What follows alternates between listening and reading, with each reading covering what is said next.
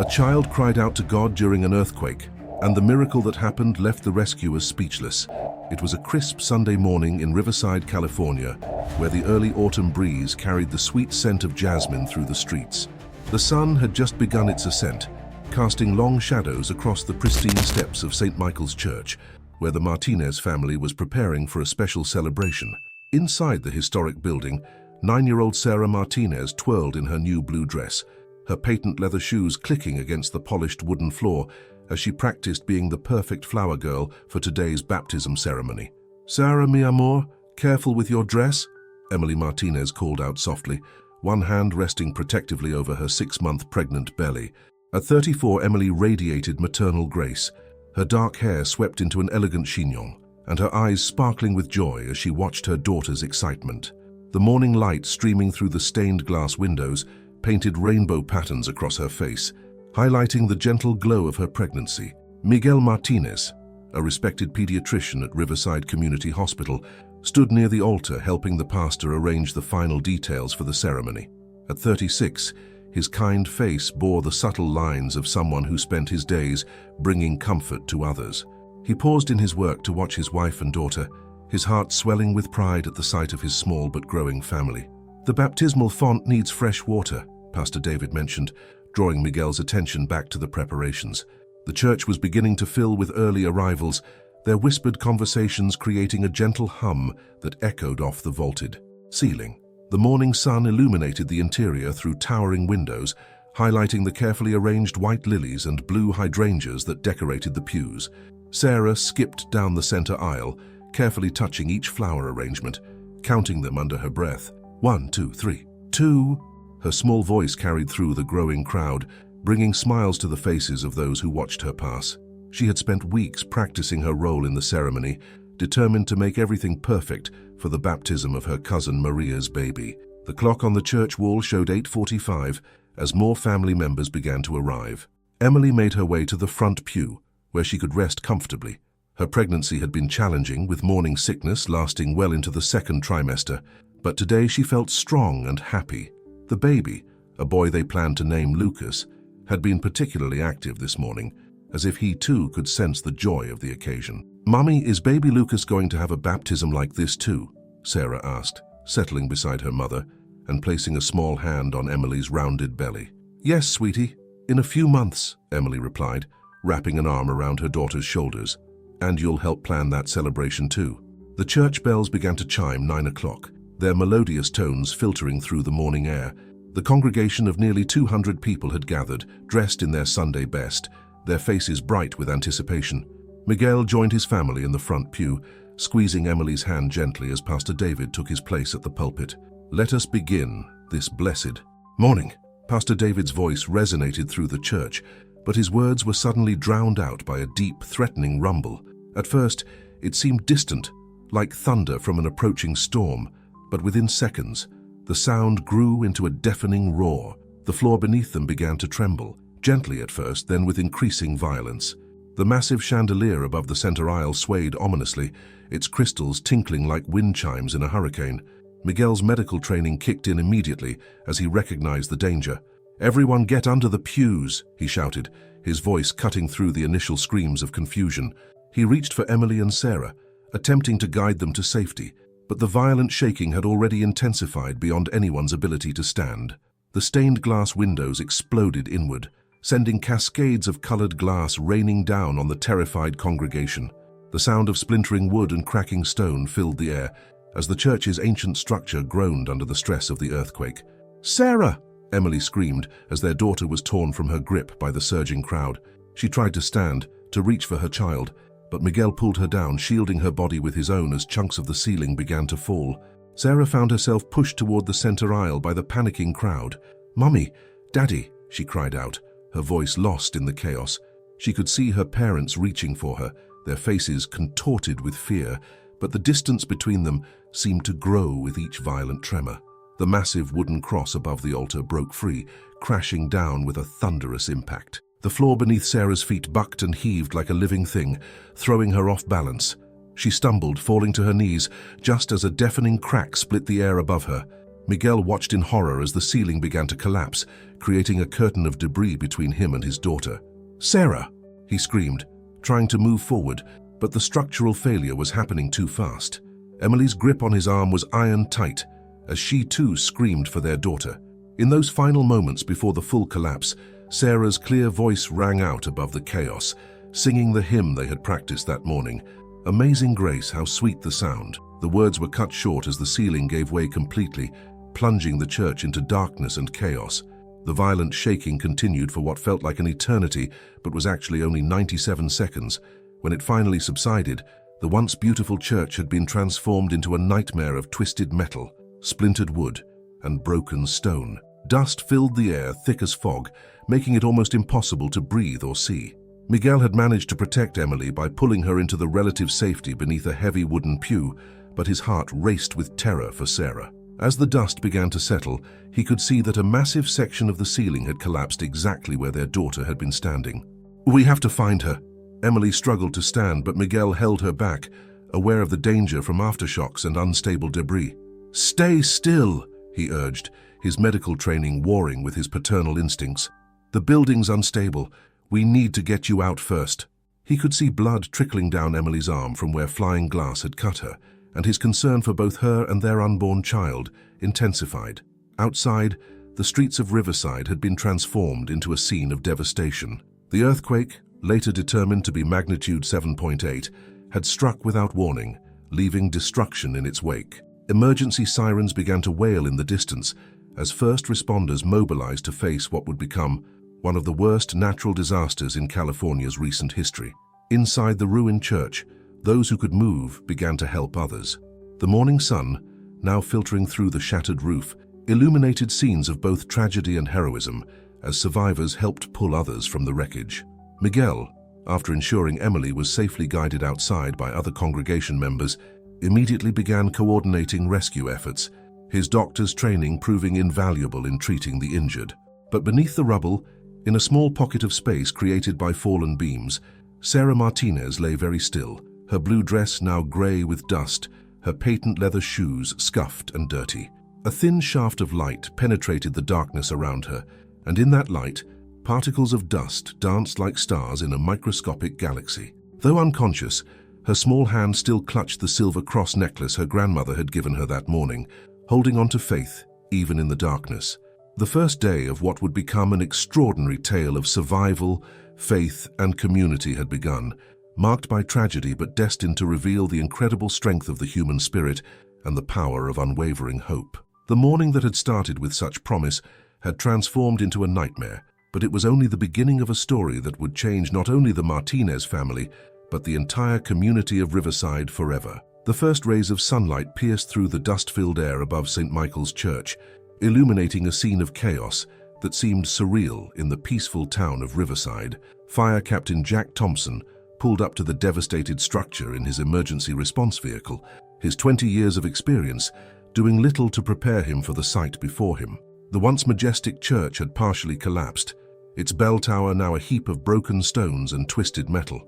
"Command, this is Thompson.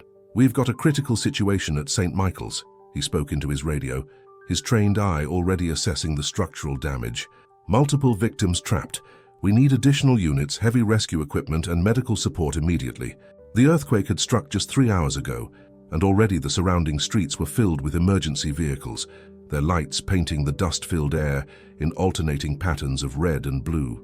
Survivors huddled in groups on the church lawn, many still in their Sunday best, now torn and dust-covered. Paramedics worked tirelessly, treating the injured under hastily erected medical tents. Miguel Martinez stood at the police barrier, his white dress shirt stained with blood from helping the injured, his eyes never leaving the church entrance where his daughter had disappeared. Emily sat in a nearby ambulance, an IV in her arm as medical staff monitored her condition. The cuts on her arm had been bandaged, but the doctors were more concerned about her pregnancy. "Dr. Martinez," Jack called out, recognizing the pediatrician from the hospital. "I need information about the building's layout and where people were when it hit." Miguel turned, his face haggard with worry. "Captain Thompson, my daughter Sarah is still in there. She was near the center aisle when the ceiling collapsed. Please, you have to find her." Jack placed a steady hand on Miguel's shoulder. "We'll find her, doctor, but I need you to focus. Tell me everything you remember about where people were sitting, the structure of the building, anything that could help us." As Miguel detailed the church's layout, a team of structural engineers arrived, their equipment already deploying to assess the building's stability. The morning sun grew stronger, raising the temperature and concerns about dehydration for anyone trapped inside. "The main collapse occurred here," Miguel pointed to a diagram hastily drawn on a rescue vehicle's hood. Sarah was standing approximately 15 feet from the altar when it happened. There were around 200 people inside. Jack nodded, making notes. "Listen, Doc, I know you want to help, but you need to be with your wife right now. The paramedics tell me she's showing signs of distress. Let us handle the search." Miguel's face contorted with the impossible choice between his wife and daughter. "I can't just go," Jack insisted. "I promise you we'll do everything possible to find Sarah. Your wife needs you now." As Miguel reluctantly headed toward the ambulance, Jack turned to his team. "Listen up. We've got multiple victims trapped inside, including a 9-year-old girl. The building's unstable, so we move carefully. Team Alpha takes the north entrance, Team Beta the south. I want thermal imaging and acoustic sensors deployed immediately." The rescue operation moved into high gear as specialized equipment arrived from neighboring counties. Search and rescue dogs paced anxiously, waiting to begin their work. The morning progressed into afternoon as rescuers carefully extracted survivors from the less damaged sections of the church. At the emergency medical station, Emily gripped Miguel's hand as the doctor performed an ultrasound. "The baby's heartbeat is stable," the physician announced, "but you're showing signs of placental abruption. We need to get you to the hospital for monitoring." "I can't leave," Emily protested, tears streaming down her face. "Not while Sarah's still in there." Miguel kissed her forehead, his own tears mixing with the dust on his cheeks. "Mi amor, you need to protect our son. Sarah would want you to keep him safe. I'll stay here and coordinate with the rescue teams." Inside the church, Jack and his team worked methodically, documenting each area searched, marking locations of victims found, both alive and deceased. The heat of the day had turned the interior into an oven, and sweat soaked through their protective gear.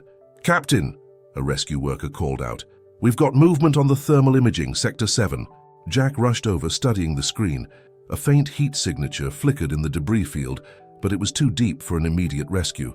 "Get the life detection equipment here now," he ordered, "and someone find Dr. Martinez." The afternoon sun cast long shadows through the broken roof as sophisticated listening devices were deployed. Rescuers worked in complete silence, straining to hear any sound from beneath the rubble. Minutes stretched into hours as they carefully documented every potential sign of life. By evening, emergency lights illuminated the scene like artificial daylight. A triage center had been established at the nearby high school gymnasium, where hundreds of family members waited for news of their loved ones.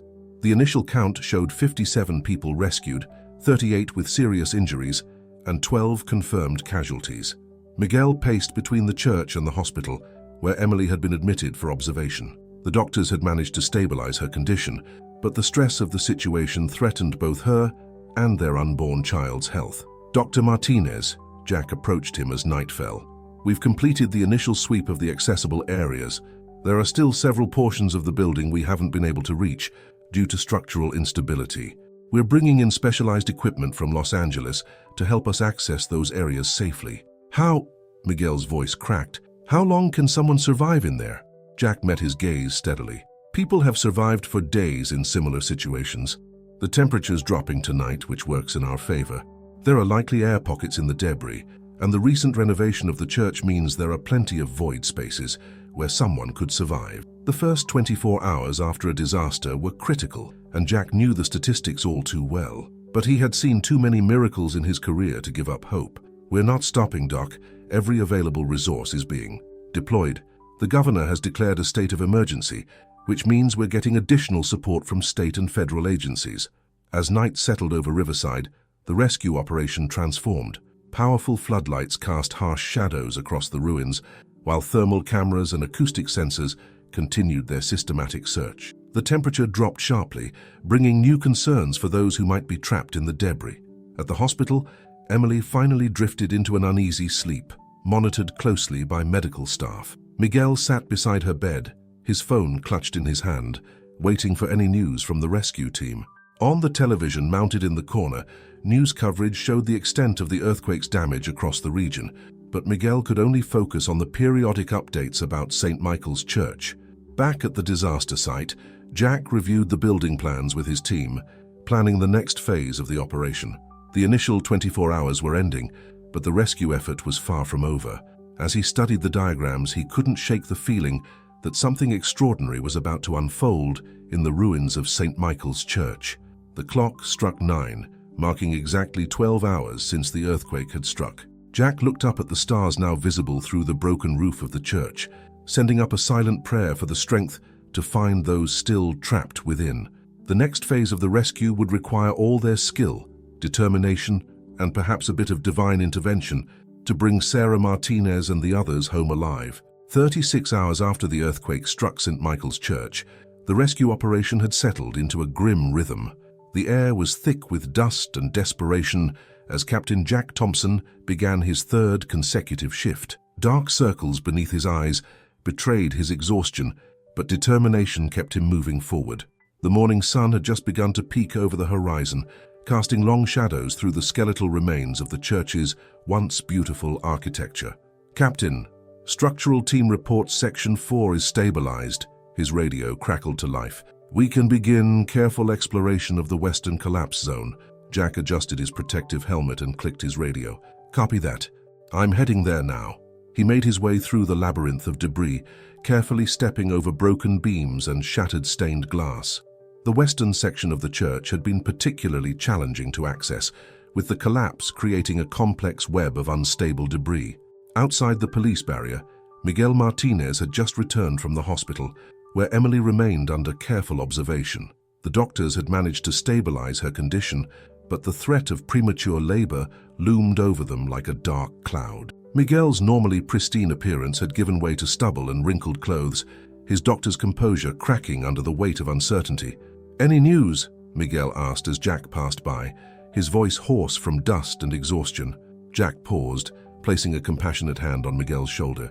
"We're accessing a new section now. The thermal imaging showed some promising heat signatures in that area last night." As they spoke, a team of rescue workers carefully maneuvered specialized equipment through the ruins.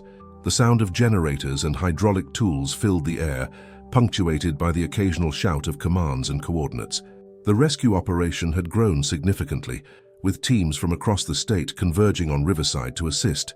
"Dr. Martinez," a young paramedic approached them. "The hospital called. Mrs. Martinez is asking for you."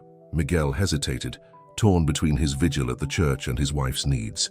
Jack saw the conflict in his eyes and stepped in. "Go to Emily. I promise I'll call you immediately if we find anything." As Miguel reluctantly departed, Jack turned his attention back to the rescue operation. He led his team into the newly stabilized section, their headlamps cutting through the darkness. The air was stale and heavy with concrete dust, making breathing difficult even through their protective masks. "Everyone maintain radio contact," Jack instructed. "Martinez's daughter was last seen approximately 20 feet from our current position. We sweep in a standard grid pattern. Watch for void spaces and listen for any sounds." The team moved forward methodically, their specialized equipment scanning for signs of life beneath the rubble. Hours passed as they cleared one section after another, each empty space adding to the weight of disappointment that threatened to crush their spirits. It was during a brief pause to adjust some equipment that Jack heard it, so faint he almost missed it beneath the ambient noise of the rescue operation, a sound that made his heart skip a beat. Singing. "Everyone shut down all equipment," he commanded sharply. The rescue workers froze, generators falling silent. In the sudden quiet, it came again, a soft, clear voice singing what sounded like a hymn. "Dear God," one of the rescue workers whispered. "Is that—" Jack held up his hand for silence, closing his eyes to focus on the sound. The voice was young, feminine, and despite its weakness, carrying a tune he recognized from his own childhood, amazing grace. "This is not a drill," Jack spoke into his radio, his voice trembling with controlled excitement. "All teams maintain radio silence. We have a possible survivor in Section 4B. I need acoustic detection equipment here now." The next few minutes were a blur of activity, as sophisticated listening devices were deployed.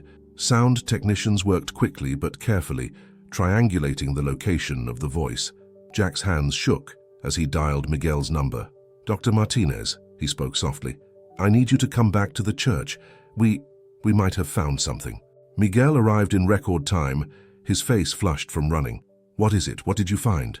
Listen, Jack said, handing him a headset connected to the acoustic equipment. For a moment, there was only silence. Then the faint sound of singing filtered through. Miguel's legs gave out, and Jack had to catch him before he fell. Sarah, he whispered, tears streaming down his face. That's my Sarah. She's singing the hymn we practiced for the baptism. The discovery energized the entire rescue operation. Teams rushed to bring in specialized cutting equipment, while structural engineers worked to determine the safest approach to the area where Sarah's voice originated.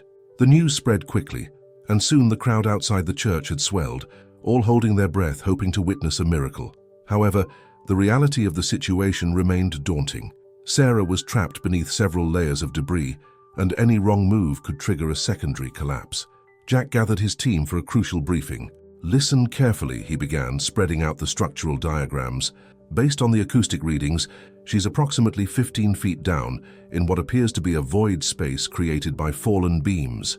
The good news is that this might explain how she's survived this long. These spaces often maintain stable air pockets. The bad news is that we have to remove several tons of unstable debris to reach her. The team worked with agonizing slowness, each piece of debris carefully evaluated before being moved. Jack maintained constant communication with Sarah through the acoustic equipment, encouraging her to keep singing, both to help them track her location and to keep her spirits up. Sarah, he spoke through the sophisticated microphone system they had set up. This is Captain Jack. We're coming to get you. Can you tell me if you're hurt? Her voice came back faint but clear. My leg hurts, and I'm really thirsty. Is my mommy okay? Your mom and dad are both here, sweetheart. They're waiting for you. Can you keep singing for us? It helps us find you. And so she did, her young voice becoming a beacon of hope for everyone at the scene. News crews had gathered outside the police barrier, broadcasting live updates as the rescue attempt unfolded. The story of the little girl singing hymns beneath the rubble captured hearts across the nation. As the hour grew late, the rescue operation faced a critical moment. They had cleared most of the major debris, but the final approach would be the most dangerous. The void space protecting Sarah was also the most vulnerable to collapse. We need to make a decision, the structural engineer advised. The vibrations from our equipment might destabilize what's left. We either pull back and try to shore up the entire section, which could take hours, or we proceed very carefully and hope the structure holds. Jack looked at Miguel, who had refused to leave the scene. The decision was impossible. Wait and risk Sarah's condition deteriorating further, or proceed and risk a catastrophic collapse. In that moment of uncertainty, Sarah's voice drifted up again, still singing, still holding on to hope. We proceed, Jack decided, but with extreme caution. I'll go in myself with a minimal team. Everyone else falls back to safe positions. The next hour was the longest of Jack's life as he carefully maneuvered through the narrowing tunnel they had created. Sarah's voice grew stronger as they got closer, becoming a guide through the darkness. Finally, after what seemed like an eternity, Jack's headlamp illuminated a small space between two fallen beams, and there she was, Sarah Martinez, her blue dress covered in dust, but her eyes bright in the beam of light. She smiled at him, pausing in her singing. I knew you'd find me, she said simply. The angels told me to keep singing until you did. Jack fought back tears as he radioed up. Command, this is Thompson. We've found her. Sarah Martinez is alive. I repeat, we've found her alive. The cheer that erupted above ground was deafening, drowning out even the sound of the rescue equipment. But in that small space beneath the ruins of St. Michael's Church, Jack Thompson had found something more than just a survivor. He had found a reminder that hope, faith, and the human spirit could overcome even the darkest of circumstances. The rescue was far from over, but as he began the delicate process of freeing Sarah from her concrete prison, Jack knew that this moment would stay with him forever. It was more than just a successful rescue. It was proof that miracles still existed in the modern world. The 48th hour after the earthquake marked a critical turning point in the rescue operation at St. Michael's Church. The discovery of Sarah's voice had energized the rescue teams, but now they faced their greatest challenge, extracting her safely while racing against time and the growing medical concerns for both Sarah and her mother, Emily. At Riverside General Hospital, Emily Martinez lay in the maternity ward's critical care unit, her condition deteriorating rapidly. The stress of the past 2 days had triggered complications with her pregnancy, and the medical team was fighting to prevent premature labor. Dr. Rebecca Wong, the lead obstetrician, studied the fetal monitor with growing concern. Miguel, She called to her colleague, who was dividing his time between his wife's bedside and the rescue site. "The baby's heart rate is showing signs of distress. We need to make some difficult decisions soon."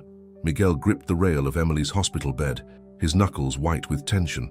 Emily stirred restlessly in her medically induced sleep, murmuring Sarah's name. The monitors beeped steadily, each sound a reminder of the precarious balance between hope and disaster. "How long?" he asked, his voice barely above a whisper. 24 hours, maybe less, Dr. Wong replied. "The medication is becoming less effective at stopping the contractions. At 26 weeks, if we have to deliver..." She didn't need to finish the sentence. As a pediatrician, Miguel knew all too well the challenges faced by extremely premature infants.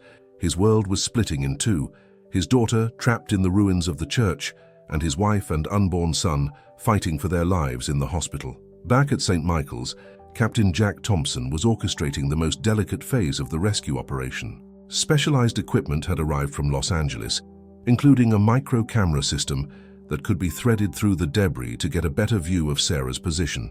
"The void space is approximately 4 feet by 3 feet, the structural engineer explained, pointing to a digital display.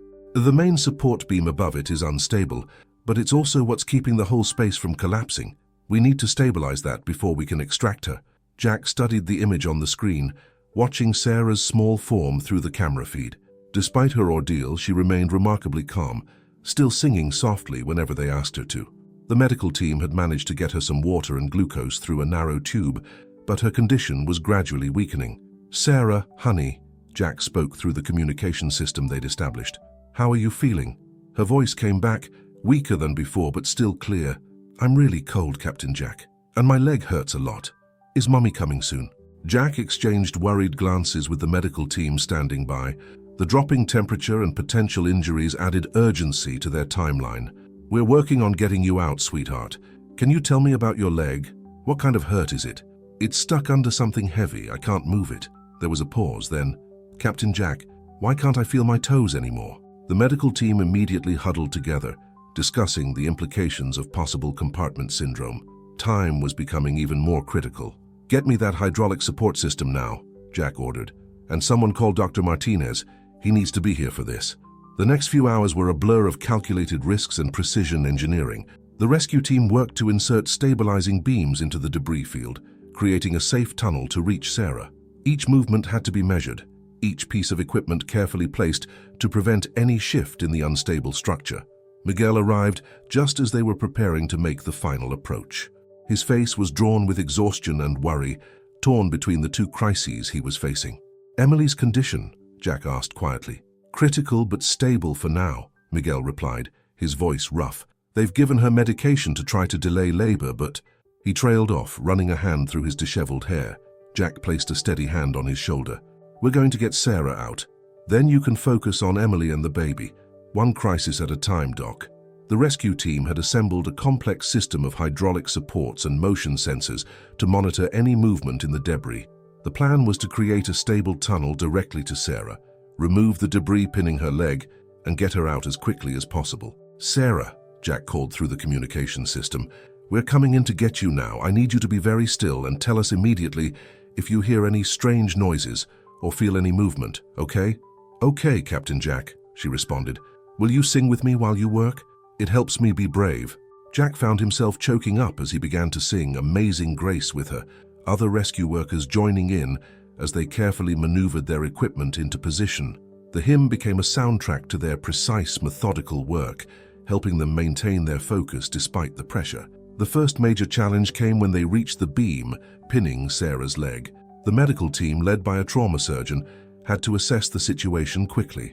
"There's significant compression," the surgeon reported, after examining Sarah's leg through the narrow access they'd created. "We need to be extremely careful when we release the pressure. There's a risk of crush syndrome." They set up an IV line, getting crucial fluids into Sarah's system before they attempted to free her leg.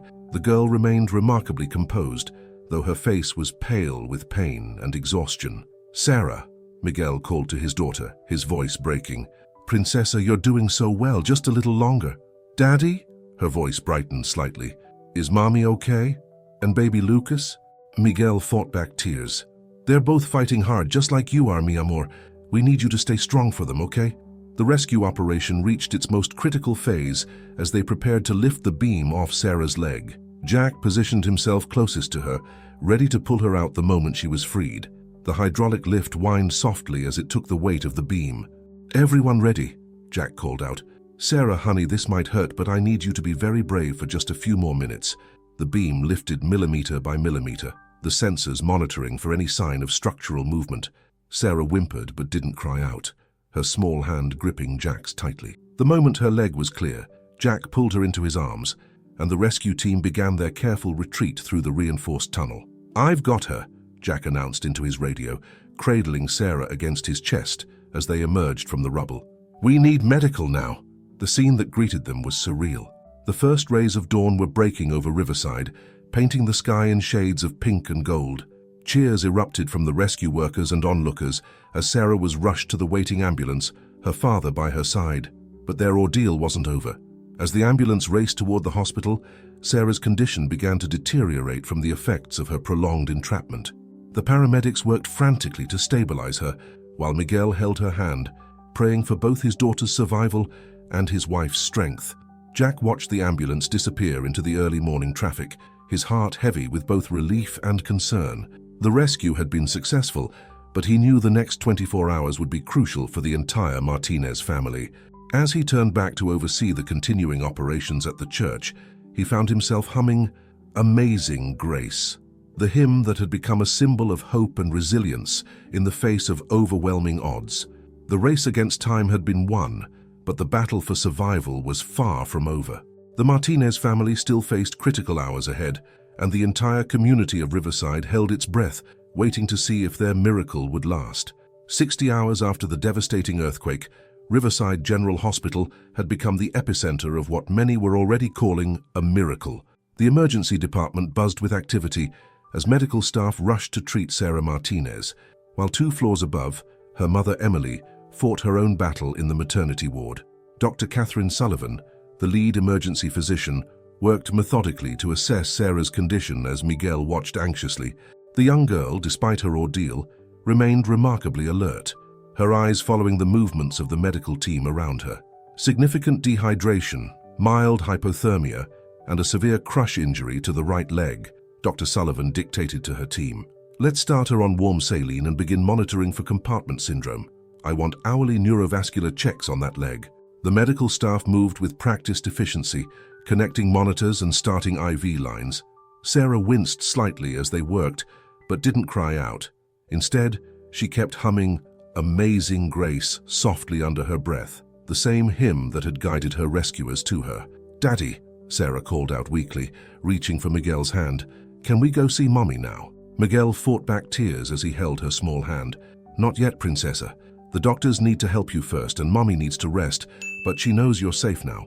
Captain Jack Thompson arrived at the hospital just as the orthopedic team began examining Sarah's injured leg. He paused in the doorway, still covered in dust from the rescue operation, watching as the girl he'd pulled from the rubble continued to show remarkable strength. "Captain Jack!" Sarah's face lit up when she saw him. "You came to visit?" Jack moved to her bedside, careful not to interfere with the medical team's work. "Of course I did, brave girl. I brought you something too." He pulled out a small silver cross necklace they'd recovered from the rubble, the one her grandmother had given her before the earthquake. Sarah's eyes filled with tears as she clutched the necklace. "I thought I lost it. The angels told me to hold on to it, but when you were rescuing me, I couldn't keep it anymore." The medical staff exchanged glances at her words, but Jack simply nodded. "Tell me about these angels, Sarah. Were they with you the whole time?" As the doctors continued their work, Sarah began to tell her story. Her voice was weak but clear, describing how she'd been trapped in complete darkness after the ceiling collapsed. "I was really scared at first," she explained. "But then I heard them singing. They told me to sing too, and that if I kept singing, someone would find me. They showed me where there was a little space with air, and they told me about the water." Dr. Sullivan paused in her examination. "Water? Did you have water while you were trapped?" Sarah nodded. "There was a broken pipe above me. The angels showed me how to catch the drops in my hands. They said I had to drink to stay strong for Mommy and baby Lucas." The medical team was amazed. The presence of the broken water pipe explained how Sarah had survived for so long without severe dehydration. It was an incredible stroke of luck, or perhaps something more, depending on what one believed. The angels also told me to keep my leg very still, Sarah continued, even when it hurt really bad. They said help was coming, but I had to be patient. As if on cue, Dr. Wong appeared in the doorway, her expression grave. Dr. Martinez, we need you upstairs. Emily's condition has changed. Miguel looked torn, glancing between his daughter and the door. Jack stepped forward immediately. Go, I'll stay with Sarah. Upstairs in the maternity ward, Emily had begun experiencing stronger contractions. The medication that had been keeping her stable was losing its effectiveness, and the stress of the past days had taken its toll. The baby's heart rate is dropping with each contraction, Dr. Wong explained quietly. We may need to perform an emergency C-section. Miguel gripped his wife's hand as she stirred restlessly. Emily, mi amor, Sarah's safe now. She's downstairs, and she's going to be okay. But I need you to be strong for just a little longer. Emily's eyes fluttered open, focusing on her husband's face. Sarah? She's really alive? Yes, thanks to a broken water pipe and some angels, according to her. Miguel managed a small smile, sharing this piece of hope with his wife. The mention of angels brought a peaceful expression to Emily's face. I saw them too, she whispered. In my dreams. They told me to hold on, that our family would be whole again. Doctor. Wong checked the monitors again, her expression softening slightly. The contractions are spacing out, she announced. The baby's heart rate is stabilizing. Let's continue monitoring, but I think we may have bought ourselves some more time. Back in the emergency department, the orthopedic team had completed their assessment of Sarah's leg. Despite the severity of the crush injury, they were optimistic about saving the limb. The circulation had been compromised, but not completely cut off, and Sarah's young age worked in her favor for recovery. It's remarkable, Dr. Sullivan commented to Jack as they watched Sarah finally drift off to sleep. By all medical logic, she shouldn't have survived that long in those conditions. The position of that broken water pipe, the air pocket, even the way the debris fell to create that void space, everything had to align perfectly. Jack nodded, thinking about all the miraculous aspects of Sarah's rescue. Maybe some things can't be explained by logic alone, he replied quietly. As the day progressed, Sarah's condition continued to improve. The orthopedic team scheduled surgery for the following morning to repair the damage to her leg, and her body temperature and hydration levels slowly returned to normal. Emily's condition also stabilized, the crisis passing as suddenly as it had begun. Dr. Wong was cautiously optimistic that with continued bed rest and monitoring, they could delay delivery for several more weeks, giving the baby a better chance at survival. By evening, the hospital had arranged for Sarah to be moved to a room on the same floor as her mother. It wasn't standard procedure, but given the extraordinary circumstances, exceptions were made. The reunion between mother and daughter brought tears to the eyes of even the most seasoned medical staff. My baby, Emily sobbed as Sarah was wheeled into her room. My precious, brave girl. Sarah reached for her mother's hand, their fingers intertwining. The angels said we'd be together again, she said simply, as if it was the most natural thing in the world. Jack stood in the doorway watching the family reunion, his heart full. In his 20 years as a firefighter, he'd seen his share of tragedies and triumphs, but something about this case was different. The series of events that had led to Sarah's survival defied logical explanation. Miguel approached him, emotion clear in his voice. Thank you, Captain. Not just for saving Sarah, but for believing in hope when the odds seemed impossible. Jack clasped the doctor's hand firmly. I think Sarah taught us all something about faith and hope. Some things really are beyond our understanding. As night fell over Riverside, the Martinez family room became a quiet sanctuary of healing and gratitude. Sarah and Emily both slept peacefully, their hands still clasped together. Miguel kept watch over his family, his heart overflowing with gratitude. Outside the hospital, the community of Riverside began to heal as well, inspired by the miracle that had unfolded in their midst. The story of Sarah's survival, her angels, and the broken water pipe that had sustained her spread quickly, becoming a symbol of hope for a city recovering from disaster. The miracle of St. Michael's Church, as it would come to be known, was just beginning to reveal its full impact on the lives it had touched. The first week after Sarah's rescue unfolded in a blur of medical procedures, emotional highs and devastating lows at Riverside General Hospital. The sterile corridors that connected the pediatric ward to the maternity unit became a well-worn path for Miguel Martinez as he divided his time between his daughter and wife. Sarah's orthopedic surgery had been successful, though the procedure had lasted nearly 6 hours, as surgeons meticulously repaired the damage to her right leg. Dr. James Anderson, the lead orthopedic surgeon, had emerged from the operating room with cautious optimism. "The surgery went as well as we could have hoped," he explained to Miguel in the consultation room. "We've managed to restore blood flow and repair the major tissue damage. However, the recovery process will be lengthy and challenging." Sarah demonstrated remarkable resilience in the days following her surgery. Despite the pain and discomfort, she maintained her spirit, often humming hymns to herself during physical therapy sessions. The hospital staff had grown accustomed to hearing Amazing Grace drifting through the pediatric ward, bringing comfort not just to Sarah, but to other young patients as well. On the 4th day of Sarah's recovery, Captain Jack Thompson visited during his off-duty hours, bringing a small stuffed angel that had quickly become Sarah's constant companion. He found her sitting up in bed, surrounded by cards and drawings from well-wishers across the country. "Captain Jack," she brightened at his arrival, "look at all the letters people sent. Some of them say they saw angels too." Jack pulled up a chair beside her bed, noting how the color had returned to her cheeks, though shadows of exhaustion still lingered under her eyes. "That's wonderful, Sarah. How's the leg feeling today?" "It hurts less now," she replied, adjusting the stuffed angel on her pillow. "The physical therapist says I'm doing really well, but..." Her voice dropped to a whisper. "I'm worried about Mommy and baby Lucas. Daddy tries to smile, but I can tell he's scared." Jack's heart tightened at her perceptiveness. 2 floors above them, Emily Martinez was fighting her own battle. The medication preventing premature labor was becoming less effective with each passing day, and the medical team was growing increasingly concerned. That evening, their fears became reality. Miguel was sitting with Sarah, helping her with her dinner, when Dr. Wong appeared in the doorway, her expression grave. "Dr. Martinez, we need you immediately. Emily's water has broken." Miguel froze, the weight of the moment crushing down on him. Sarah grabbed his hand, her young face filled with understanding beyond her years. "Go, Daddy. The angels will stay with me."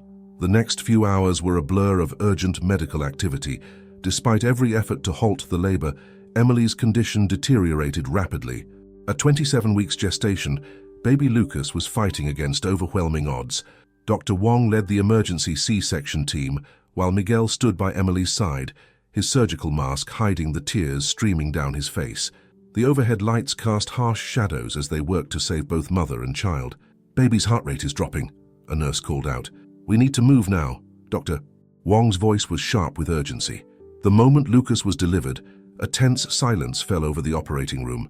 He was impossibly tiny, fitting easily into the palm of the neonatal specialist's hand. For one terrifying moment, there was no sound at all. Then a miracle, a thin, reedy cry pierced the silence. "He's breathing," the neonatal team announced, already moving with practiced efficiency to stabilize the premature infant. "Get him to NICU stat." Emily, still groggy from the anesthesia, reached weakly for Miguel's hand. "Is he alive? Please tell me he's alive." "He's fighting, mi amor," Miguel assured her, his voice thick with emotion. "Just like his big sister, he's fighting."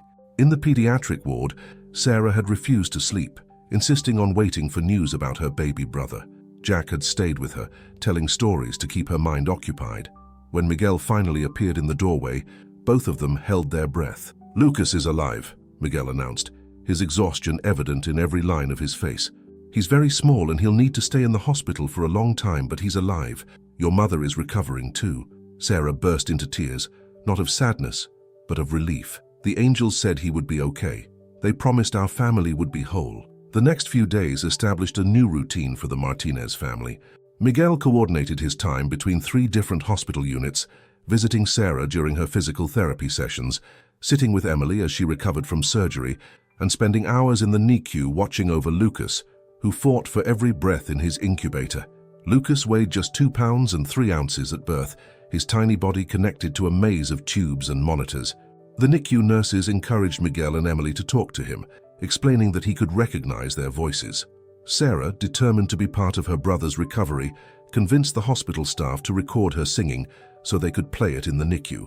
Soon the gentle sounds of her hymns became a constant presence in the unit, providing comfort, not just to Lucas, but to other families with premature infants as well. 1 week after Lucas's birth, Captain Jack visited the NICU for the first time. He found Miguel standing by the incubator, gently touching Lucas's tiny hand through the access port. "How's he doing?" Jack asked softly. Miguel turned, revealing eyes red from exhaustion and worry. He's stable.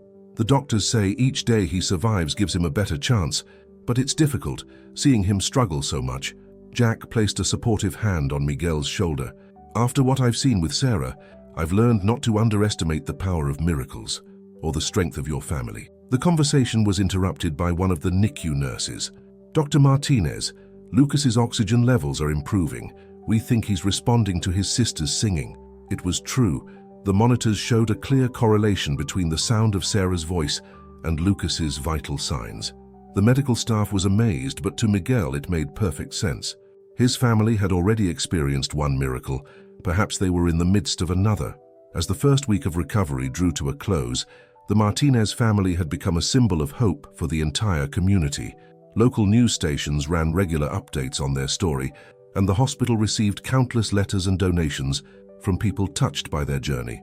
Sarah continued to make progress with her physical therapy, though the road to full recovery would be long. Emily regained her strength gradually, spending every possible moment with Lucas in the NICU, and Miguel found strength he didn't know he possessed, supporting his family through each new challenge. One evening, as Jack was leaving the hospital after another visit, he paused in the chapel near the entrance. The small room was quiet, lit only by the soft glow of candles. On the altar, someone had placed a small angel figurine, remarkably similar to the one he had given Sarah. As he stood there, he heard familiar voices. Sarah was leading several other pediatric patients in singing Amazing Grace. The sound drifted through the hospital corridors, a reminder that even in the darkest times, hope and faith could light the way forward. The first week of recovery was ending, but the Martinez family's journey was far from over. They faced many more challenges ahead, but they would face them together, strengthened by their experiences and supported by a community that had witnessed the power of miracles firsthand. 1 month after the earthquake that had changed everything, Riverside General Hospital had become more than just a medical facility. It had transformed into a sanctuary of healing and hope. The story of the Martinez family continued to unfold, touching lives in ways no one could have predicted. Captain Jack Thompson found himself drawn to the hospital during his off-duty hours, inexplicably pulled toward the remarkable events still unfolding within its walls. Today he stood in the doorway of the hospital's small chapel, watching as Sarah Martinez led what had become known as the Angels Choir, a group of young patients who gathered 3 times a week to sing. Sarah, now able to move with the aid of a wheelchair, had made extraordinary progress in her recovery. Her right leg, though still heavily bandaged, was healing well, and her physical therapists were amazed by her determination. But it was her spirit that truly transformed those around her. Amazing Grace. How sweet the sound. Sarah's clear voice led the group, her hands moving gracefully as she conducted from her wheelchair. The other children, some attached to IV poles, others bearing their own visible wounds, followed her lead with pure, unwavering voices. Jack felt the familiar tightening in his chest as he listened. In his 20 years of service, he had seen countless tragedies, had learned to shield himself from the emotional toll of his work. But Sarah's rescue, and everything that followed, had cracked that carefully constructed armor. "Beautiful, isn't it?" a voice beside him whispered. Jack turned to find Miguel Martinez, his lab coat crisp and white, a stark contrast to the haunted man he'd been a month ago. "How's Lucas doing?" Jack asked, following Miguel as he headed toward the NICU. "The doctors are calling him their miracle baby," Miguel replied, his face lighting up. "He's gained almost a pound, and his oxygen requirements are decreasing every day. They say his progress is unprecedented." In the NICU, Emily sat by Lucas's incubator, one hand resting on the clear plastic as she read softly from a children's book. The tiny infant, though still connected to monitors and tubes, had indeed grown stronger. His skin had lost the translucent quality of extreme prematurity, and his movements were more vigorous. "Watch this," Miguel said proudly, pressing play on a small speaker near the incubator. Sarah's recorded voice filled the space, singing Amazing Grace. Almost immediately, Lucas's vital signs showed improvement. His oxygen saturation increased, and his heart rate stabilized. "The research team wants to do a study," Emily explained, looking up from her book. "They've never seen such a consistent response to audio stimulus in a premature infant. Other babies in the NICU are showing similar reactions when Sarah's choir sings." The transformation wasn't limited to the hospital. Throughout Riverside, the community had rallied around the Martinez family's story. The local church, though still undergoing reconstruction, had started a support group for families affected by the earthquake. Jack had become a regular attendee, finding himself increasingly drawn to discussions of faith and miracles. "I've been thinking," Jack said as he and Miguel walked toward the pediatric ward for Sarah's physical therapy session, "about what Sarah said about the angels, about how they guided her to the water, told her to keep singing." Miguel nodded thoughtfully. "You know, I was always the logical one, a man of science, but after everything that's happened, there are some things that science alone can't explain." They reached the physical therapy room, just as Sarah was attempting to stand with the help of parallel bars. Her therapist, Lisa Chen, provided steady support while encouraging her patient's efforts. "That's it, Sarah, you're doing great," Lisa cheered, as Sarah took a tentative step forward. "Remember what we talked about. Small steps, stay balanced." Sarah's face was set in concentration, beads of sweat forming on her forehead, but as she caught sight of Jack and her father in the doorway, she broke into a radiant smile. "Captain Jack, Daddy, look what I can do." The moment was interrupted by an urgent call over the hospital's PA system. "Code Blue, NICU. Code Blue, NICU." Miguel's face went pale and he took off running, Jack close behind him. They arrived at the NICU to find a flurry of activity, not around Lucas's incubator, but around another infant who had stopped breathing. The medical team worked frantically to stabilize the baby, while its parents watched in horror. Without hesitation, Emily began playing Sarah's recorded hymn through the unit's speaker system. The effect was immediate, not just on the distressed infant, whose vital signs began to stabilize, but on everyone in the unit. A sense of calm descended, and within minutes, the crisis had passed. "I don't understand it," the attending physician said afterward, shaking his head in amazement. "I've never seen anything like this. The physiological response to the music is remarkable." Later that evening, the hospital administration called a meeting to discuss what they were now calling the Sarah effect. Doctors, nurses, and researchers gathered to share their observations and experiences. "We're seeing decreased anxiety levels in patients who attend the choir sessions," one nurse reported. "Pain medication requirements are down, sleep patterns are improving, and there's a marked increase in overall positive outcomes." "It's not just the singing," another added. "There's something special about Sarah herself. The way she talks about her experience, about the angels. It gives people hope." Jack sat quietly during these discussions, his mind returning to the moment he'd first heard Sarah's voice in the ruins of the church. He thought about all the precise circumstances that had led to her survival: the water pipe, the air pocket, the exact position of the debris that had created her sanctuary. As the meeting concluded, he found himself walking back to the chapel. Sarah was there, sitting in her wheelchair near the altar, her eyes closed in peaceful contemplation. "Captain Jack," she said without opening her eyes, "the angels told me you'd come." He sat down beside her, noting how the candlelight softened the remaining traces of trauma on her young face. "Did they? What else did they tell you?" Sarah opened her eyes, fixing him with a gaze that seemed far older than her 9 years. "They say that everything happens for a reason. That sometimes we have to go through hard things so we can help others, like how baby Lucas gets stronger when he hears the singing, and now other babies do too." Jack felt a profound shift within himself, as if pieces of a puzzle were finally falling into place. His transformation from skeptic to believer hadn't happened in one dramatic moment. It had been a gradual awakening, guided by the unwavering faith of a child. "The angels were right, you know," he said softly, "about everything happening for a reason. Your story, Sarah, it's changing people, it's changing me." Sarah reached for his hand, her small fingers wrapping around his with surprising strength. "That's why we have to keep singing, Captain Jack. The angels say there's still more work to do." As if on cue, the sound of the angels' choir drifted through the chapel doors, other young patients continuing the practice sessions even in Sarah's absence. The melody of Amazing Grace filled the space, carrying with it the promise of healing, hope, and transformation. The month since the earthquake had brought changes no one could have predicted. A family had been tested and emerged stronger. A community had discovered the power of faith and unity, and a hardened firefighter had learned to believe in miracles. As Jack sat with Sarah in the peaceful chapel, he realized that this transformation wasn't ending. It was just beginning. The miracle of Sarah Martinez wasn't just about survival. It was about the ripple effect of hope that continued to spread, touching lives and transforming hearts one song at a time. 3 months after the devastating earthquake that had shaken Riverside to its core, the first signs of spring were beginning to emerge. The physical reconstruction of the city was well underway, but it was the rebuilding of hearts and spirits that truly marked the community's renaissance. St. Michael's Church, once a scene of destruction, was now buzzing with activity as construction crews worked to restore its former glory.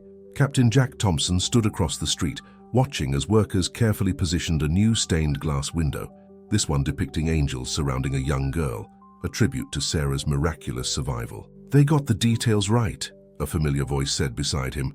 Sarah Martinez, now able to walk with the assistance of a lightweight brace and crutches, stood studying the window with a critical eye.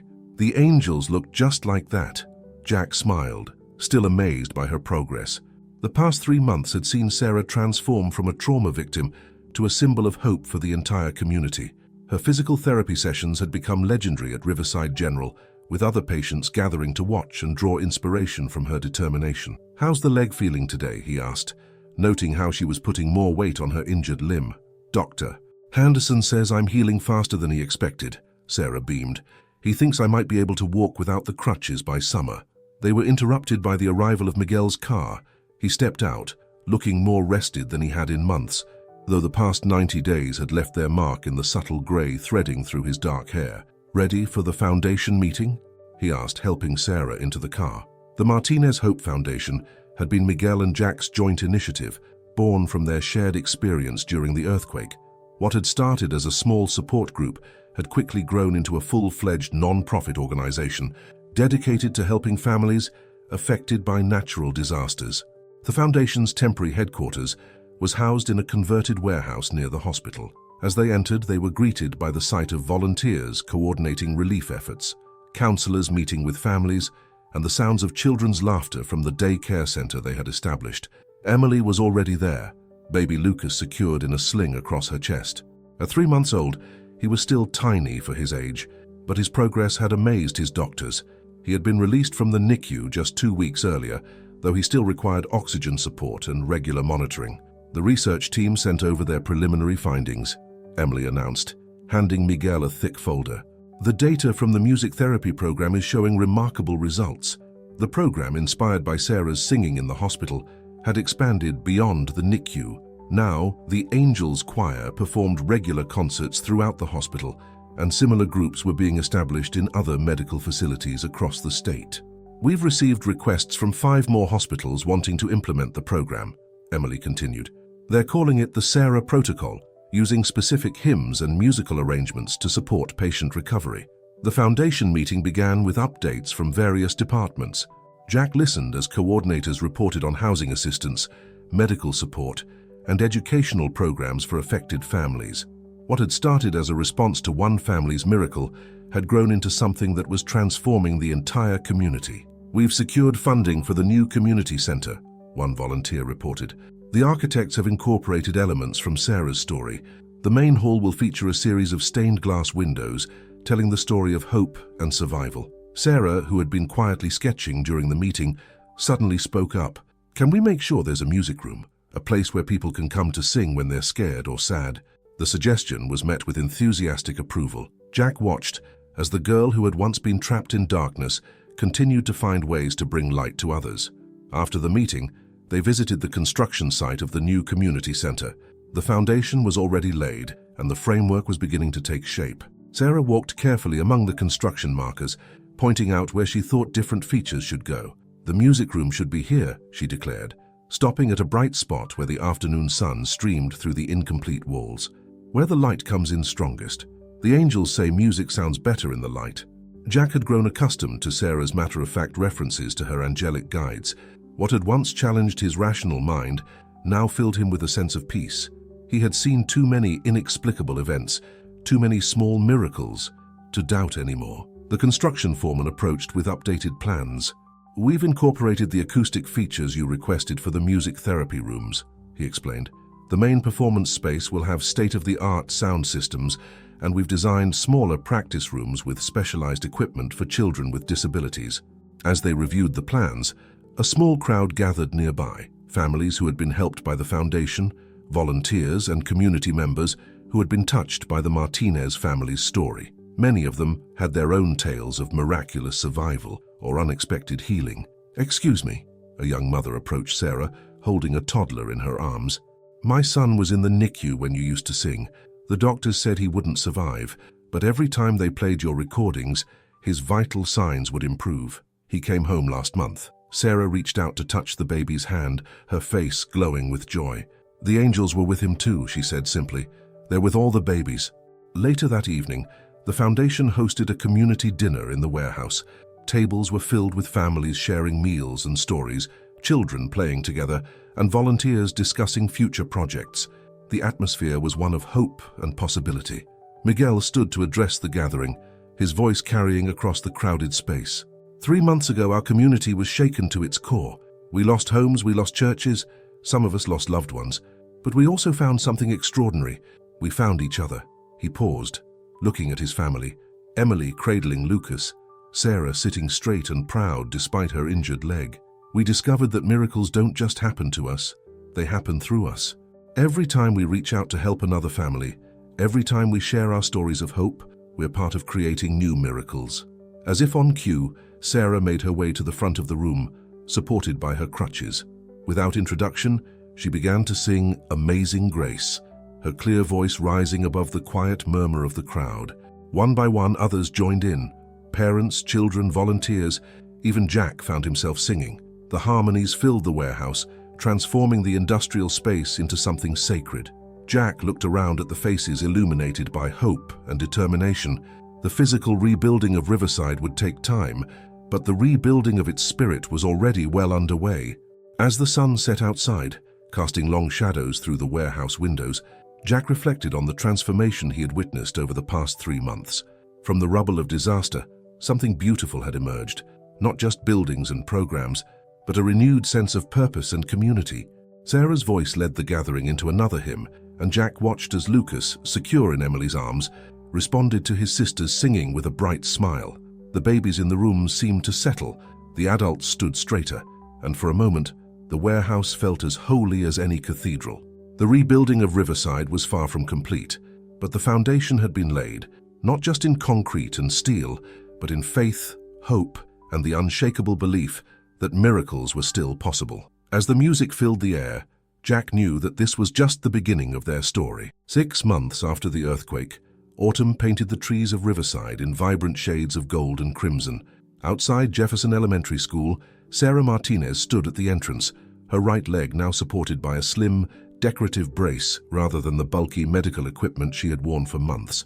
Her backpack was filled with new school supplies, and her heart raced with a mixture of excitement and anxiety. "Are you ready, Princessa?" Miguel asked, standing beside her. He had taken the morning off from the hospital to accompany his daughter on her first day back to school. Sarah gripped her father's hand tightly. "What if they treat me differently now?" she whispered, watching other students stream past them into the building. "What if they only see me as the earthquake girl?" Miguel knelt down to meet her eyes. "You are so much more than that, mi amor. You're Sarah Martinez, sister, singer, and the bravest person I know." Inside the school, Principal Diana Roberts was waiting to greet them. She had worked closely with the Martinez Hope Foundation to implement support systems for students affected by the earthquake. The school's music room had been renovated and dedicated as a safe space for children dealing with trauma. "Welcome back, Sarah," Principal Roberts smiled warmly. "Your classmates have been looking forward to seeing you, and I hear the choir could use your expertise." As if on cue, music drifted from down the hallway, where the school choir was practicing. Sarah's face brightened at the familiar sounds. "Can I go see them now?" "After we get you settled in your classroom," Miguel answered, sharing a knowing look with the principal. They had carefully planned this transition, working with Sarah's teachers and the school counselor to ensure her return would be as smooth as possible. Ms. Rachel Turner, Sarah's 4th grade teacher, welcomed her with genuine warmth. The classroom had been arranged to accommodate Sarah's mobility needs, and a special cushioned chair had been provided for her still healing leg. "Class," Ms. Turner announced, "I'm sure you all remember Sarah. Let's show her how happy we are to have her back." To Sarah's surprise and delight, her classmates had prepared a special welcome. One by one, they stood and shared something they had missed about her. Some mentioned her kindness, others her smile, and many spoke about her singing. "How you were always the best at music class," Tommy Anderson said shyly. "Would you help me learn the new songs for the fall concert?" Sarah's anxiety began to melt away as she realized that her classmates saw her as more than just a survivor. She was still their friend, their choir mate, their Sarah. Meanwhile, at Riverside General Hospital, Emily sat in Dr. Wong's office for Lucas's 6-month checkup. The tiny baby who had fought so hard for survival was now reaching developmental milestones that had once seemed impossible. His lung function has improved remarkably, Dr. Wong reported, reviewing the latest tests. The music therapy program continues to show amazing results, not just with Lucas, but with all our NICU babies. Emily watched as Lucas grabbed at the stethoscope around Dr. Wong's neck, his movements strong and purposeful. "Sometimes I still can't believe how far we've come," she said softly. "There were moments when I thought we'd lose everything." Dr. Wong placed a gentle hand on Emily's shoulder. "Your family's story has changed how we approach patient care. The Sarah protocol is being implemented in hospitals across the country. You've turned your trauma into something that helps others heal." At the fire station, Captain Jack Thompson was reviewing plans for a new disaster preparedness program inspired by the earthquake response. The Martinez Hope Foundation had partnered with emergency services to develop better protocols for locating and rescuing trapped survivors. "The acoustic detection equipment we used to find Sarah has been upgraded," Jack explained to his team. "We've also incorporated new thermal imaging technology and structural assessment tools." But it wasn't just the technical aspects that had changed. Jack had insisted on including a spiritual care component in their training, recognizing that emergency responders needed to be prepared to support survivors' emotional and spiritual needs, as well as their physical safety. "Sometimes the greatest rescue tool we have is hope," he told his crew. "I've seen it perform miracles." Back at school, Sarah's first day was progressing better than anyone had expected. During music class, she naturally took on a leadership role, helping other students with their parts in the upcoming fall concert. Her voice, always beautiful, had gained a depth and maturity that moved those who heard it. "Sarah," the music teacher asked, "would you consider singing a solo for the concert, something special to celebrate your return?" Sarah thought for a moment, then nodded. "Amazing, Grace," she said firmly, "but not just me. I want the whole school to sing it together." The idea spread quickly through the school, and soon plans were being made for an all-school performance. Students from every grade level would participate, with Sarah's voice leading them all. After school, Miguel picked up Sarah and drove to the Foundation's new offices, where Emily and Lucas were waiting. The baby squealed with delight at seeing his sister, his tiny hands reaching for her. "How was your first day back?" Emily asked, carefully transferring Lucas to Sarah's arms. "It was different than I expected," Sarah replied, gently rocking her brother. "But good different. The angels were right. Sometimes the hard things we go through help us understand other people better." The family sat together in the quiet office, watching the sunset through the large windows. They had all been changed by their experiences. Miguel's newfound balance between science and faith, Emily's deeper appreciation for life's fragility and resilience, Lucas's miraculous survival, and Sarah's transformation from a carefree child to a beacon of hope for others. "Daddy," Sarah said suddenly, "can we visit the church? I want to see how the rebuilding is going." The family drove to St. Michael's Church, where construction was nearing completion. The new stained glass windows caught the evening light, sending colorful patterns dancing across the partially finished interior. Sarah walked carefully through the space, her hand trailing along the new pews. "It's different," she observed, "but it still feels like home." Miguel wrapped an arm around Emily, who held Lucas close. "That's because home isn't just a building, Princesa. It's the love and faith that fill it." As they stood there, other families began to arrive for the evening support group meeting. The church, even in its unfinished state, had become a gathering place for those still working through their earthquake experiences. Sarah made her way to the front of the church, where a temporary piano had been set up. Without prompting, she began to play and sing, her voice filling the space with hope and healing. Others joined in, their voices blending in harmony, creating a moment of perfect peace. Outside, Captain Jack Thompson pulled up in his truck, having finished his shift. He slipped quietly into the church, taking a seat in the back. The sight of Sarah at the piano, leading the congregation in song, never failed to move him. 6 months had passed since the earthquake that had nearly torn the Martinez family apart. Instead, it had brought them closer together and given them a purpose they never could have imagined. Through their pain and recovery, they had helped an entire community find its way back to hope. As the sun set over Riverside, painting the sky in brilliant colors, the sound of singing drifted through the church's open doors, carrying a message of faith, resilience, and the power of love to overcome any obstacle. 9 months after the earthquake that changed Riverside forever, the new community center stood as a testament to the power of hope and resilience. Its modern architecture incorporated elements of traditional design, including a series of stunning stained glass windows that told the story of Sarah Martinez and the miracle that had touched so many lives. On the morning of the grand opening ceremony, Sarah stood before the full-length mirror in her bedroom, adjusting the pale blue dress she had chosen for the occasion. Her leg brace, now barely visible beneath the flowing fabric, had been decorated with delicate angel wings, a gift from a local artist who had been inspired by her story.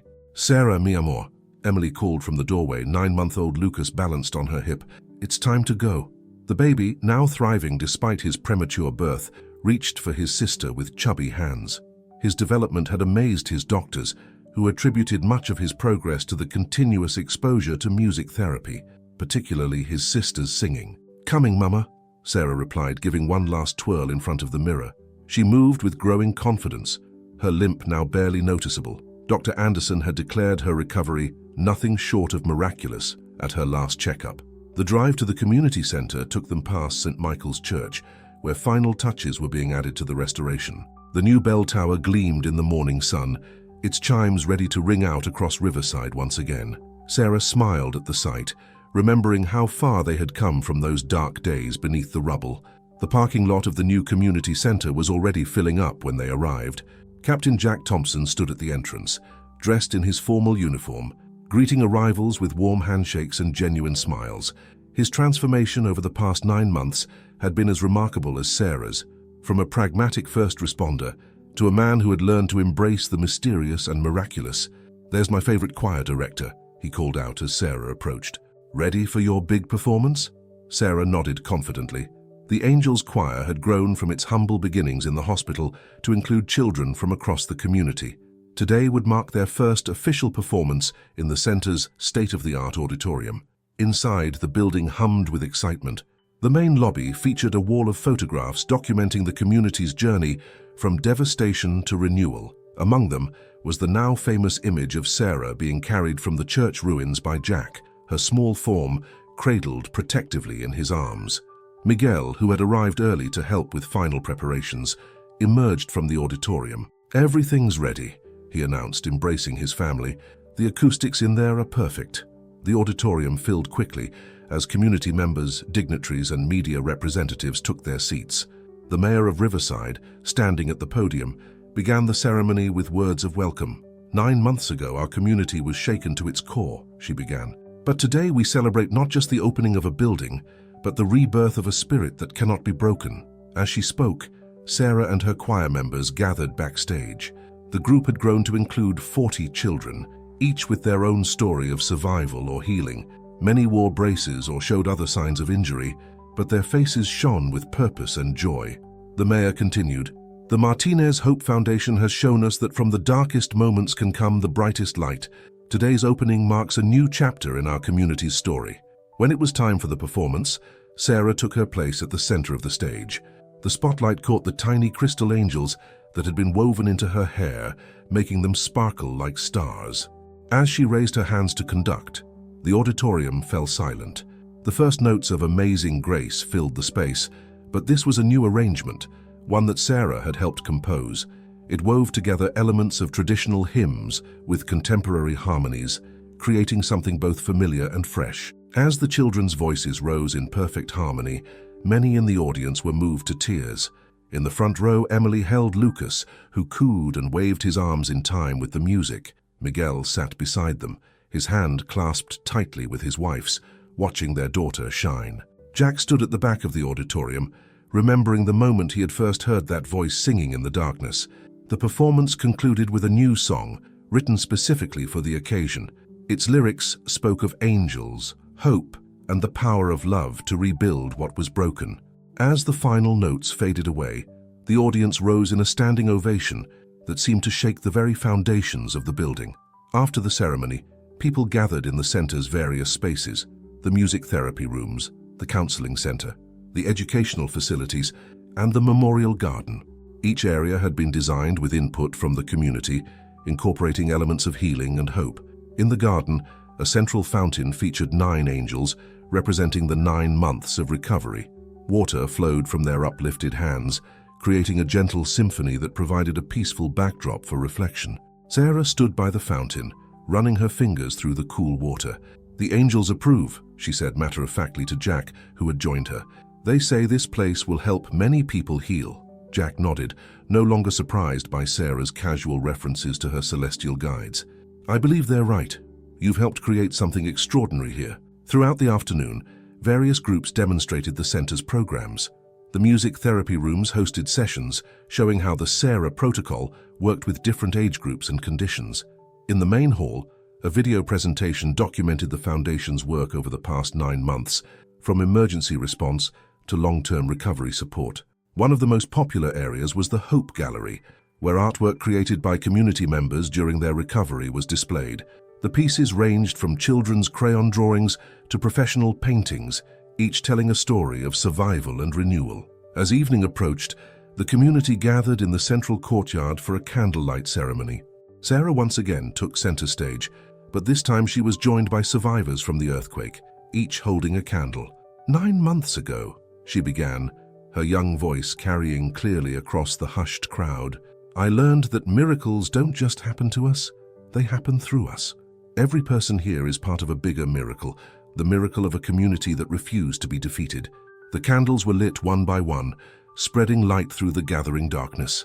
The flame passed from person to person, symbolizing the way hope had spread through Riverside in the aftermath of disaster. Miguel stepped forward to make the final address of the evening. "This center stands as a promise," he declared, "a promise that no one in our community will face darkness alone. That hope will always have a home here." As the ceremony concluded, the church bells rang out for the first time since the earthquake. Their clear tones carried across the city, marking not just the end of the day, but the beginning of a new era for Riverside. Later that night, as the Martinez family prepared to leave the center, Sarah paused in the main lobby. The stained glass windows caught the last rays of sunset, creating a kaleidoscope of colors across the floor. "Look," she whispered, pointing to where the light formed what appeared to be wing-shaped patterns on the ground.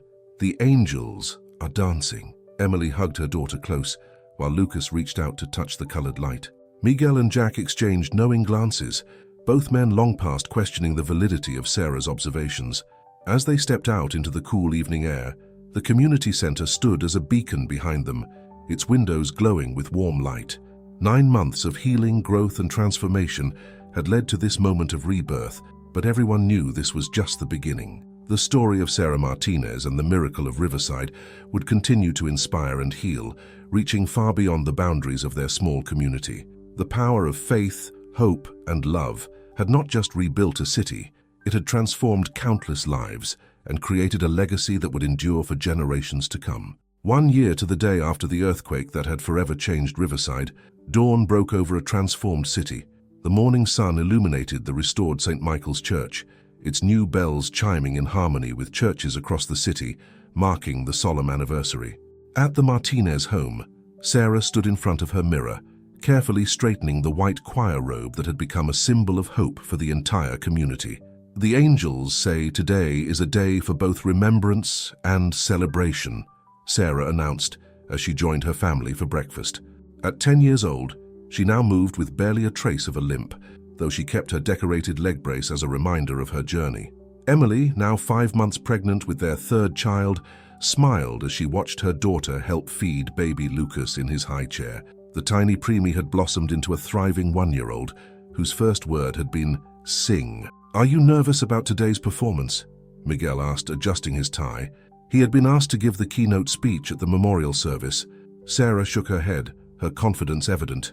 "The angels have helped me choose the perfect songs. They say music helps heal the heart's memories."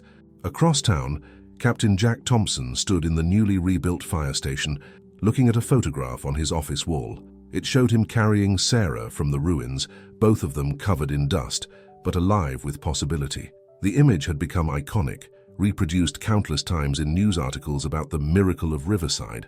The memorial service was scheduled to begin at 9 o'clock, the exact time the earthquake had struck 1 year ago. The restored St. Michael's Church was filled to capacity, with hundreds more gathering in the adjacent community center, where video screens had been set up to accommodate the overflow crowd. Sarah's Angels Choir had grown to include 100 children from across the region. They filed into the church wearing white robes, each carrying a single white rose. Many of these children had their own stories of survival and recovery, brought together by the healing power of music. Mayor Richardson approached the podium first.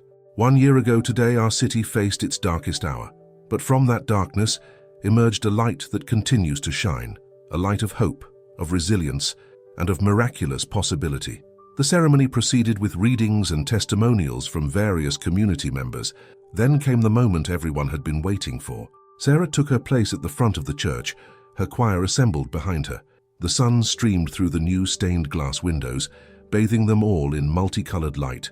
Today we sing not just for ourselves, Sarah addressed the congregation, but for everyone who has ever faced darkness and found light. The angels taught me that music can bridge the gap between heaven and earth, between sorrow and joy. The first notes of Amazing Grace filled the sacred space, but this arrangement was special, written specifically for the anniversary. It incorporated elements from other hymns and songs that had become significant during the past year, woven together into a tapestry of sound that seemed to transcend mere music. As the choir sang, photographs were displayed on screens throughout the church and community center, images documenting the year of recovery, rebuilding, and renewal. There were pictures of the destruction, the rescue efforts, the rebuilding process, and the countless moments of community solidarity that had marked their journey. Miguel stepped forward to deliver his keynote address, his voice steady despite the emotion of the moment. 1 year ago, I was a man of pure science, skeptical of anything that couldn't be proven in a laboratory. Then I witnessed a miracle, not just my daughter's survival, but the transformation of an entire community through faith, hope, and love, he continued, gesturing to the rebuilt church around them. These walls contain more than just bricks and mortar. They hold our stories, our tears, our laughter, and our prayers. They remind us that even in our darkest moments, we are never truly alone. Emily, seated in the front pew with Lucas, rested her hand on her growing belly as she listened to her husband speak. The baby they had lost during Sarah's rescue had left an ache in their hearts, but the new life growing within her was a testament to their family's resilience and hope for the future. After the service, the congregation moved to the community center for the dedication of a new memorial wall. The wall featured a series of interactive displays telling the stories of survival and recovery, with Sarah's story as the central narrative. Visitors could listen to recordings of the Angels Choir, view photographs and videos, and leave their own messages of hope. Jack stood before the wall, reading the inscription beneath his photo with Sarah. From the darkest moments come the brightest lights. The miracle of Sarah Martinez continues to inspire hope and healing across the world. The Martinez Hope Foundation had indeed expanded far beyond Riverside. The Sarah Protocol for music therapy was now being used in hospitals across the country. Support groups modeled after their program had been established in communities facing their own disasters. Sarah's story had become a beacon of hope for countless others facing seemingly impossible situations. As afternoon approached, the community gathered in the center's courtyard for a celebration of life. Tables were laden with food prepared by local families, children played games, and music filled the air. The atmosphere was one of joy tempered with reverence, a recognition that they had not just survived a disaster, but had been transformed by it. Sarah moved through the crowd, greeting people she had helped through their recovery. Despite her young age, she carried herself with a grace and wisdom that touched everyone she met. Many sought her out to share their own stories of healing and hope. The angels were right, she told Jack as they watched the celebration. They said that sometimes the hardest things we go through become the biggest blessings for others. Jack nodded, remembering how his own transformation had begun with hearing her voice in the darkness. You've taught us all about the power of faith, Sarah. Not just faith in God, but faith in each other, in the possibility of miracles. As the sun began to set, the community gathered one final time in the memorial garden. 1,000 candles were lit, one for each day since the earthquake. The light spread through the gathering darkness, reflecting off the fountain's waters and creating patterns that did indeed look like dancing angels. Miguel held Emily close as they watched Sarah lead the choir in one final song, an original composition she had written for the occasion. Its lyrics spoke of hope rising from ashes, of light penetrating darkness, and of love that could rebuild any broken thing. Lucas, secure in his mother's arms, reached toward his sister's voice as she sang. The baby Emily carried moved within her, as if also responding to the music. The Martinez family stood together, whole and healing, a living testament to the power of miracles. The day ended as it had begun, with the bells of St. Michael's Church ringing out across Riverside. But now they rang not in remembrance of what was lost, but in celebration of what had been found, a deeper faith, a stronger community, and an unshakable belief in the possibility of miracles. As the last guest departed, Sarah lingered in the garden, her face peaceful in the candlelight. "The angels say our story isn't over," she said softly. "They say it's just the beginning." And indeed it was. The miracle that had begun in the ruins of a church had grown into something far greater than anyone could have imagined. It lived in the hearts of those who had witnessed it, in the lives of those it had touched, and in the continuing work of healing and hope that would be Sarah Martinez's lasting legacy. The transformed city of Riverside stood as a testament to what was possible when faith, hope, and love came together. The scars of the earthquake would always remain, but they had become sacred marks, reminders of the extraordinary power of the human spirit and the divine presence that guides it through the darkest nights into the light of miraculous possibilities.